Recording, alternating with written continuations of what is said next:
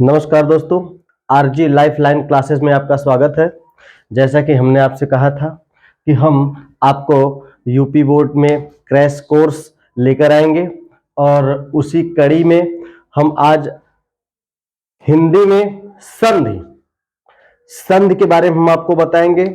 लेकिन उससे पहले हम आपको एक बात जरूर कहना चाहेंगे कि शिक्षा शिक्षा ऐसी है कि उसकी जड़ें कड़वी होती है, लेकिन उसका फल जरूर मीठा होता है। आज आपको शिक्षा जहर लग रहा होगा, लेकिन अगर आप उसको घोर कर पी ले गए, इस समय को आप समझ गए, तो कहीं ना कहीं आप बढ़िया अच्छे मार्क्स ला सकते हैं और आगे भी अपनी लाइफ में सफल रहेंगे। तो इसी कड़ी में आगे बढ़ते हुए, जैसा कि हमने कहा, आज हम आपको संधि बताएंगे।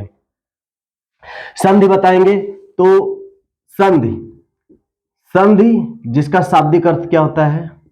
मेल। संधि अर्थात मेल। संधि क्या है? संधि किसे कहते हैं? संधि कितने प्रकार की होती है? तो हम सबसे पहले संधि की परिभाषा के बारे में देखेंगे। संधि की परिभाषा अर्थात कहने का मतलब, जब दो निकटवर्ती वर्णों के मेल से विकार उत्पन्न हो तो उसे संधि कहते हैं। दो निकटवर्ती वर्णों के मेल से जो विकार उत्पन्न होता है उसे संधि कहते हैं। और जैसे आप देखिए, हिम आलय, दो निकटवर्ती वर्ण, इसमें आप देखेंगे कि इसमें आपका हिम में मां के लास्ट में आ लगा हुआ है और आलय का पहला अक्षर बड़ा आ है। आ और आ मिलेगा तो आपका बड़ा आ हो जाएगा। तो आपको यह समझना है, दो निकटवर्ती वर्ण होगा कौन? वह दो निकटवर्ती वर्ण होगा पहले शब्द का अंतिम वर्ण और दूसरे शब्द का पहला वर्ण। तो आपने देखा पहले शब्द के अंत में मां है, जैसा कि आप देख पा रहे हैं कि मां पे कोई हलंत नहीं लगा है, तो इसमें मां में छोटा आ लगा हुआ है। दोस्तों, आपको हम बता दें कि कोई भी व्यंजन वर्ण हो, अगर उस पर कोई मात्रा नहीं लगी है, हलंत नहीं लगा है, तो उसमें छोटा आ आपको मिलेगा, और कोई मात्रा लगी है तो उसका अंतिम वर्ण वही होगा।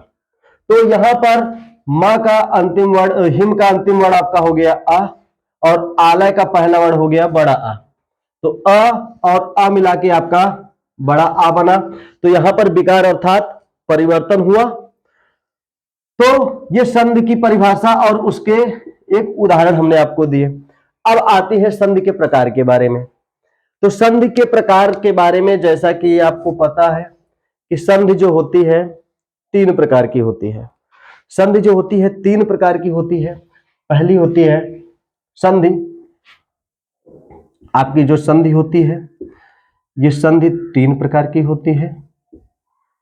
संधि तीन प्रकार की होती है।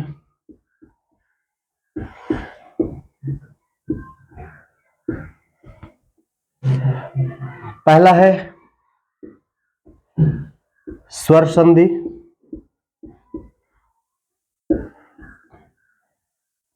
दूसरा है व्यंजन संधि,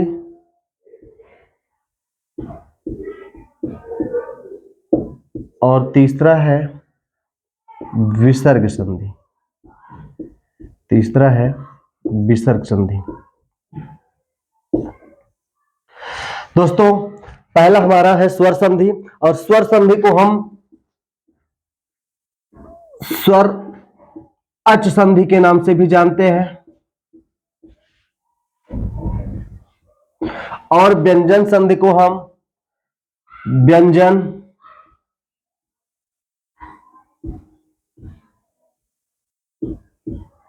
हल संधि के नाम से भी जानते हैं। अच्छा, अब एक बात यह आई कि हम स्वर संधि को अच संधि क्यों कहते हैं।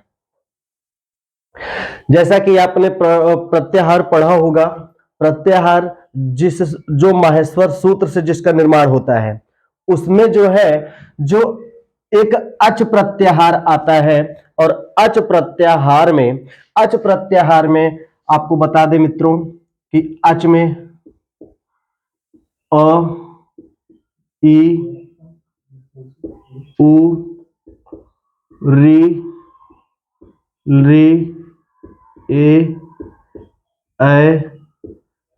ओ, औ,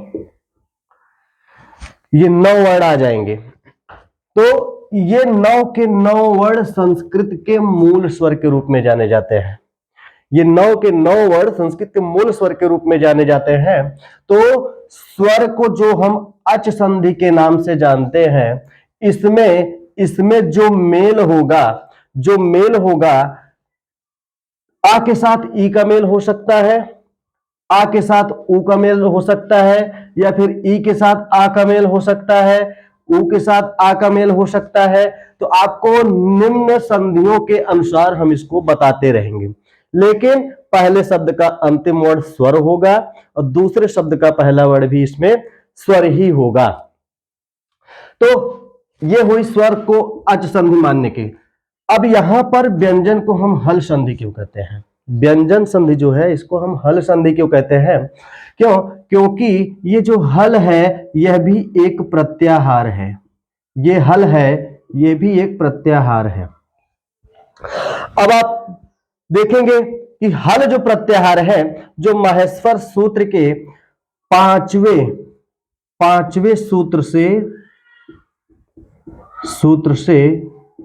14वें सूत्र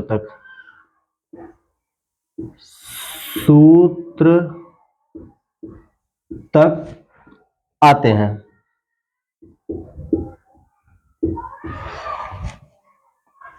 जिसमें देखेंगे आप जो 5वां सूत्र है हैवरट है, और लास्ट का क्या है? 14वां है हल है। अब आप देखेंगे हैवरट से लेकर हल तक के जितने भी वर्ड हैं, इसमें सभी व्यंजन के वर्ड आ जाएंगे। इसमें सभी व्यंजन के वर्ड आ जाएंगे, जिसको हम हल प्रत्याहार के नाम से जानते हैं। इसीलिए हम व्यंजन संधि को हल संधि के नाम से भी जानते हैं।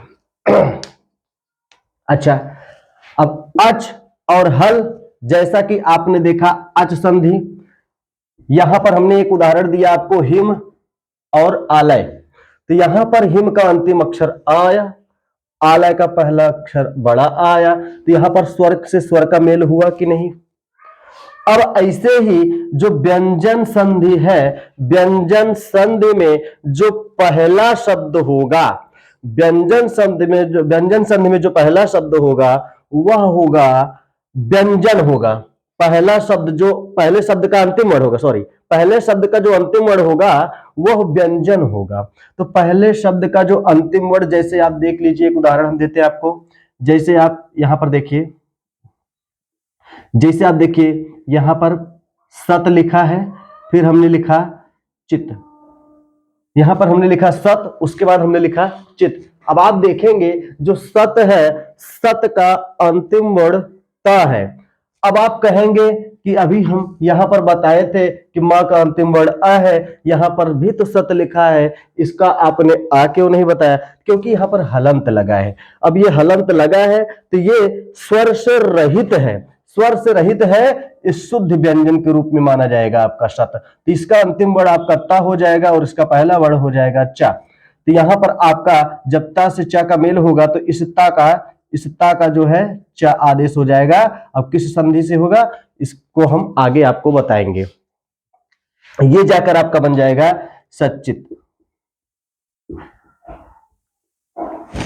तो मित्रों, जैसा कि मैंने आपको बताया कि स्वर संधि को हम अच संधि के नाम से भी जानते हैं। अब व्यंजन संधि है, व्यंजन संधि को हम हल संधि के नाम से भी जानते हैं। अब उसके बाद विसर्ग संधि, तो विसर्ग संधि ही है। अब इसी कड़ी को आगे बढ़ाते हुए किस संधि का किससे मेल है हम आपको ये बताएंगे। जैसे कि आप देखेंगे स्वर संधि, व्यंजन संधि और विसर्ग संधि। यहां पर, हाँ यहां ठीक है। देखिए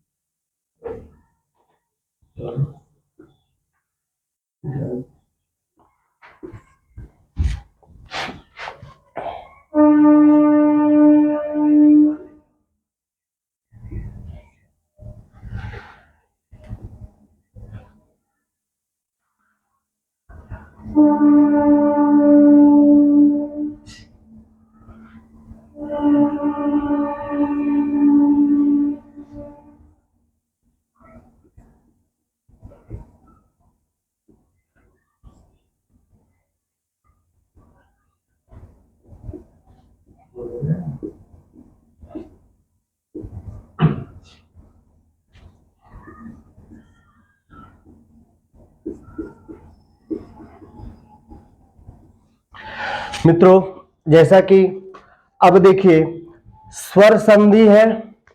स्वर संधि की क्या परिभाषा आएगी?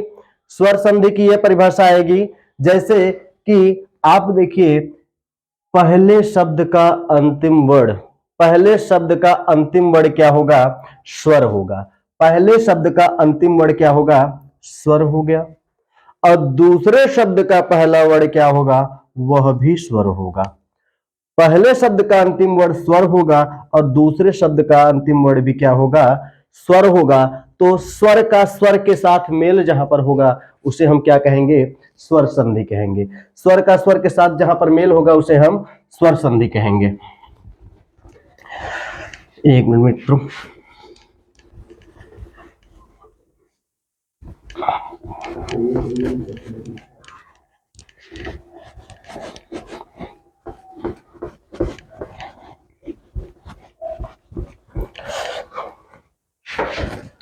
देखिए अब इसके बाद आपका जैसे यहां पर अभी देखिए लिखा गया था, हिम लिखे थे हम और इसके साथ में आलय लिख दे रहे हैं हम। इसको हम पहले भी लिखे थे। तो आप देखिए हिम का अंतिम अक्षर हमको आ मिला और आलय का पहला अक्षर हमको बड़ा आ मिला। तो यहां पर स्वर के साथ स्वर का मेल हुआ, स्वर के साथ स्वर का मेल हुआ। तो यहां पर क्या है? इसे हम स्वर संधि के नाम से जानेंगे, स्वर संधि। अब यहीं पर अब देखिए, अभी आप कहेंगे केवल आ और आ से ही मेल कराया जा रहा है। और वर्ड को ले लेते हैं हम। जैसे आप देखिए रमा होता है, रमा के साथ ईस लगा देते हैं तो क्या हो जाता है? हमारा रमेश हो जाता है। क्या हो जाता है? रमेश हो जाता है। अब यहाँ पर रमा का अंतिम अक्षर क्या है? बड़ा आ है और ईस का पहला अक्षर क्या है? बड़ी ई है। अब देखिए मित्रों, अब यहाँ पर बड़ा आ के साथ बड़ी ई मिली। बड़ा आ के साथ बड़ी ई मिलने पर क्या बनता है? ए बनता है। ये बना आपका रमेश। और इसके अलावा किस नियम से बनेगा, कैसे बनेगा, हम आपको आगे की संधियों में बताएंगे। अब हम देखते हैं दूसरी संधि। हम पहला हमारा स्वर हुआ था, दूसरा हमारा है व्यंजन था। तो व्यंजन के साथ स्वर या व्यंजन होगा। अब देखिए जैसे अभी हम आपको दिखाए थे सत, सत के साथ हम लिखे थे चित। अब आपसे कोई पूछे सत का अंतिम अक्षर क्या है? तो ता है। और चित का पहला अक्षर क्या है? मात्रा छोटी ई की लगी है, मात्रा दिखाई भी दे रही है कि ये पहले है लेकिन पढ़ा जाएगा पहले चा। जैसे इसको इच नहीं पढ़ रहे हैं आप, इसको चित पढ़ रहे हैं, चित। अब आप कहेंगे इसमें छोटी ई है तो यहां पर हमको छोटी ई लिखनी चाहिए, नहीं, बिल्कुल नहीं। अभी आप देख लीजिए, आप अंग्रेजी वर्ड वाला पढ़ते हैं तो ची की अंग्रेजी क्या लगाते हैं? इसको लगाते हैं सी एच आई लगाते हैं कि नहीं लगाते हैं? तो सी पहले आया, सी पहले आया, इसका मतलब है कि इसमें हमारा पहला अक्षर क्या पढ़ा जाएगा? चा पढ़ा जाएगा। अब क्या है? यहां पर जो ता के बाद चा आया तो हमारा ता के बाद चा आने पर इस ता का चा आदेश हो जाता है। तो ये हमारा पूरा शब्द मिलकर बनेगा सच्चित। हमारा यह बताने का मतलब क्या था कि पहले शब्द का अंतिम अक्षर क्या आया? व्यंजन। दूसरे शब्द का पहला अक्षर क्या आया? वो भी व्यंजन। तो हमने आपको बताया ना, व्यंजन के साथ स्वर या व्यंजन का मेल होगा। तो व्यंजन का मेल तो हो गया, और देखिए अब स्वर का मेल कराते हैं। जैसे आप देखते हैं जगत धन ईश, जगत धन ईश।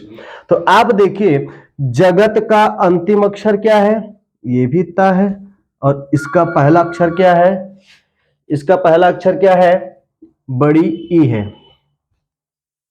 तो यहां पर ता है और ये बड़ी ई है। अब यहां पर ता का दा आदेश हो जाएगा, ता का दा आदेश हो जाएगा, और इस दा में ये बड़ी ई हमारी मिल जाएगी। क्या बनेगा आपका, जगदीश। क्या बन जाएगा, जगदीश। अब देखिए ये हमारा जगदीश बना। अब यहां पर ता का चा बना था और यहां पर ता का दा बना, बनेगा कैसे, ये हम आपको आगे की संधियों में बताएंगे। अभी तो हम आपको स्वर और व्यंजन संधि को बता रहे हैं कि स्वर संधि हमारी बनती कैसे है, व्यंजन संधि हमारी कैसे बनती है। बस आपको यही अभी यहां पर समझना है। अब देखिए विसर्ग संधि में देखते हैं। विसर्ग संधि में जैसे आप देखते हैं सॉरी, विसर्ग संधि में पहले शब्द का अंतिम अक्षर क्या होगा, विसर्ग होगा।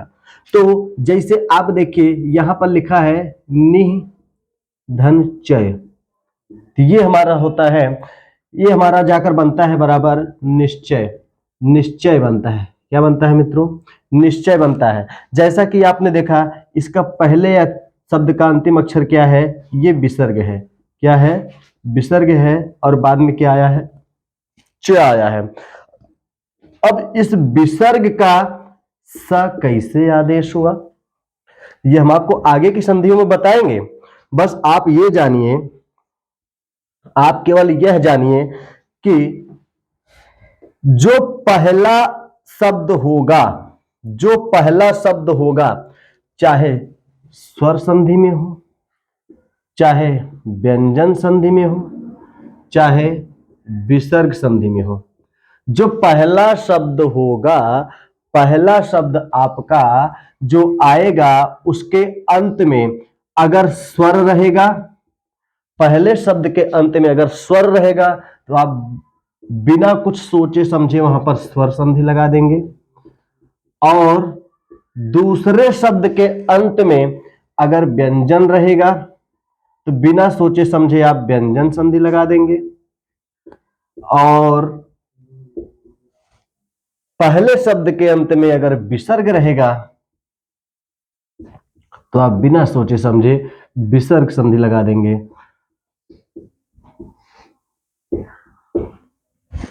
तो मित्रों आज हमने क्या सीखा, संधि अर्थात मेल।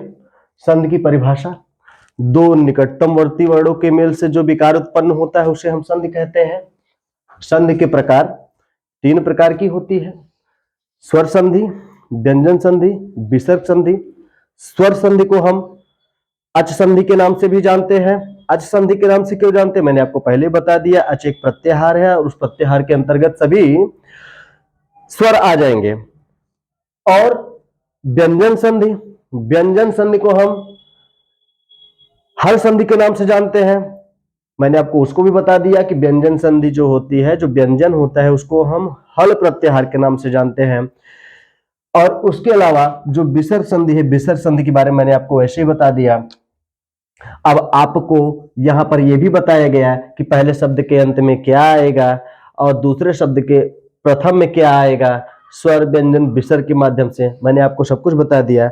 अब आपको स्वर के प्रकार और स्वर संधि के प्रकार के साथ साथ उसकी परिभाषाएं सब कुछ मैं आपको अगले वीडियो में प्रोवाइड कराऊंगा। इसी के साथ नमस्कार दोस्तों, आज के लिए बस इतना ही, धन्यवाद।